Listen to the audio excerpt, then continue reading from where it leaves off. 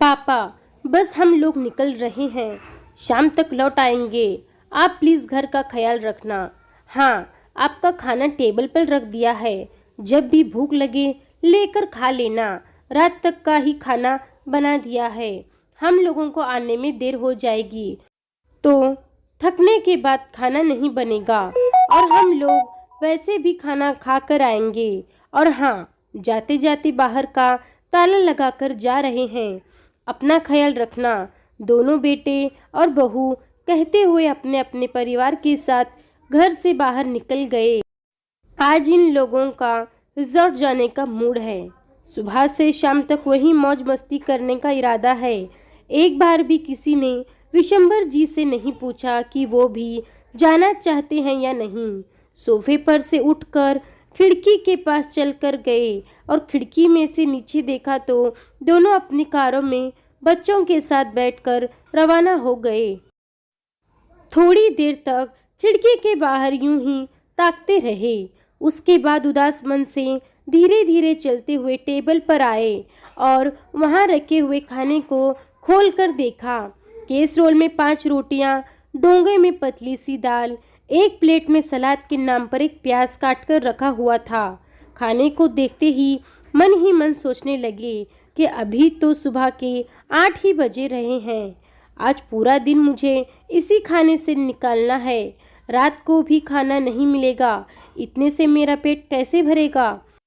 पिछली बार भी जब ये लोग घूमने गए थे तब भी बहू इतना सा ही खाना बनाकर गई थी। रात को घर पर आने के बाद विशंबर जी ने सिर्फ इतना ही तो कहा था कि बहू, मुझे बहुत जोर से भूख लगी है। बस उसी में दोनों बहुओं ने रोना धोना मचा दिया था। और बेटे तो वैसे भी अपनी पत्नियों के आगे कुछ बोलते नहीं हैं, पर आज फिर वही एक लंबी गहरी सांस लेकर अपने कमरे की तरफ आए। कमरे में अपनी पत्नी की तस्वीर देखकर आंखों में आंसू आ गए। एक वो थी जो कभी मुझे भूखी नहीं रहने देती थी, पर उसके जाने के बाद तो सचमुच पेट भर खाने को भी तरस गया हूँ। सोचा था कि रिटायर होने के बाद परिवार वालों के साथ खूब घूमूंगा फिरूंगा, पर यहाँ तो बीमार नहीं हूँ, पर घर में हर कोई मुझे बीमार बनाने में लगा हुआ है। जानता था कि हर बात के 2 पहलू होते हैं, पर कभी इस पहलू के बारे में तो सोचा ही नहीं था। पहले कितना घूमने का शौक था, महीने में 2 बार तो परिवार के साथ बाहर घूमने निकल ही जाते थे, पर अब कितने महीने से घर के बाहर भी नहीं निकला हूँ।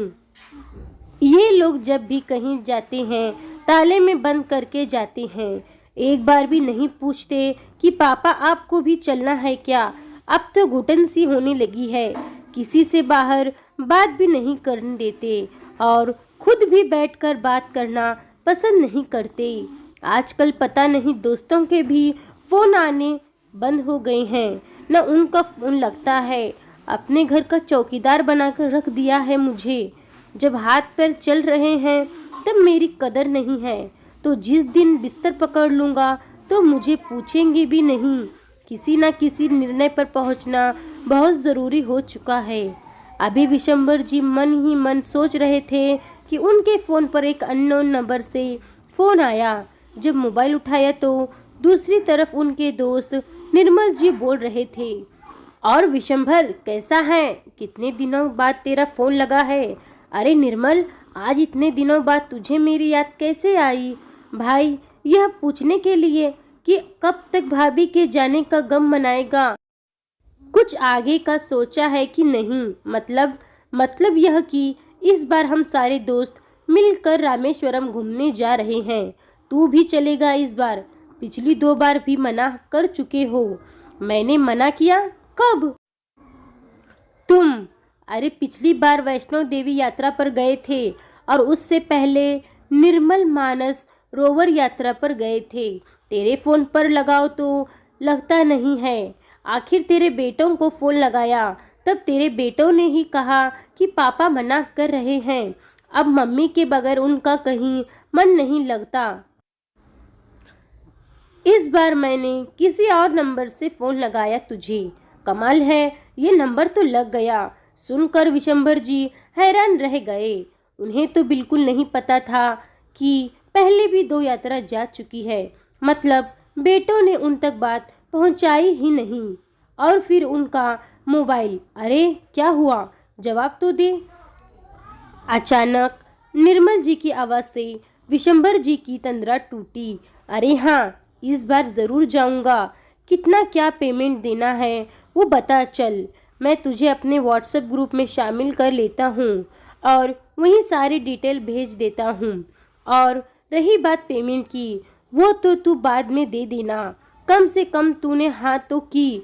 वैसे भी हम कल ही रवाना हो रहे हैं और तेरी टिकट हमने पहले ही करवा ली थी। अगर तू फ़ोन नहीं उठाता तो हम आज तेरे घर आ जाते। अच्छा ठीक है बाबा, पर डिटेल आधे घंटे बाद भेजना। चल फिर फटाफट से तैयारी कर ले, कल सुबह ही निकलना है, कहकर निर्मल जी ने फ़ोन रख दिया।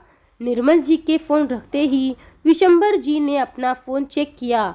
विशंबर जी ने अधिकतर सभी दोस्तों ब्लॉक में हो रखे थे।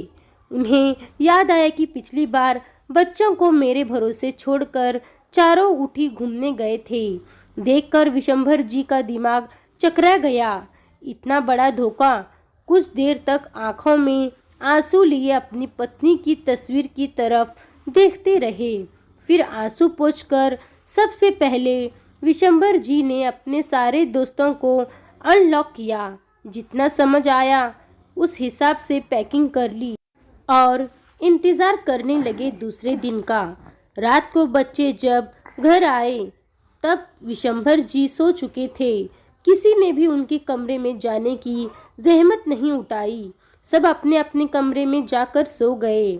दूसरे दिन जब बेटे और बहुएं चाय पी रहे थे तो विशंभर जी तैयार होकर अपना बैग लेकर बाहर आए।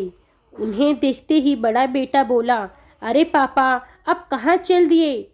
मैं अपने दोस्तों के साथ रामेश्वर टूर पर जा रहा हूँ, मेरा भी टिकट है। विशंभर जी की बात सुनकर चारों बेटे बहू एक दूसरे की शक्ल देखने लगे। बड़ी बहू बोली, पर पापा जी, आप ऐसे कैसे जा सकते हैं? बच्चों के एग्ज़ाम शुरू होने वाले हैं और हमें भी बेंगलोर के लिए रवाना होना है। मेरे मौसा जी के बेटे की शादी है। बच्चों को हम किसके भरोसे छोड़कर जाएंगे? आपने सोचा भी है? छोटी बहू ने भी कहा, और क्या फालतू में पैसे खर्च करना। आपके पास इतना ही पैसा है तो थोड़ा बहुत हमें ही दे दीजिए। और वैसे भी इस उम्र में कहाँ घूमने की लग रही है आपको? कल को गिर पड़ गए तो सेवा कौन करेगा? इसलिए चुपचाप अपना सामान वापस कमरे में रख दीजिए। मुझे ऑर्डर देने वाली तुम कौन होती हो? बड़ी बहू, तुम लोगों ने मुझे अपने घर का चौकीदार समझ रखा है, जो अपने बच्चों को मेरे भरोसे छोड़कर चले जाते हो। तुम लोगों की हिम्मत कैसे हो गई मेरे मोबाइल से मेरे दोस्तों को ब्लॉक करने की? पापा, वो आपको कोई डिस्टर्ब ना करे इसलिए ब्लॉक किया था। अच्छा, मेरे आराम का इतना ही ख्याल है तो अपने बच्चे खुद संभालो। और रही बात मेरे घूमने फिरने की खर्च की, वो तो मैं अपने खुद के कमाए पैसों से कर रहा हूँ, किसी को बताने की ज़रूरत नहीं है, कहकर विशंबर जी वहाँ से रवाना हो गए। बेटे और बहू से कुछ बोलते ना बना। धन्यवाद दोस्तों। अगर आपको कहानी पसंद आई हो तो प्लीज़ लाइक शेयर करना और कमेंट करना ना भूलें। मिलते हैं और एक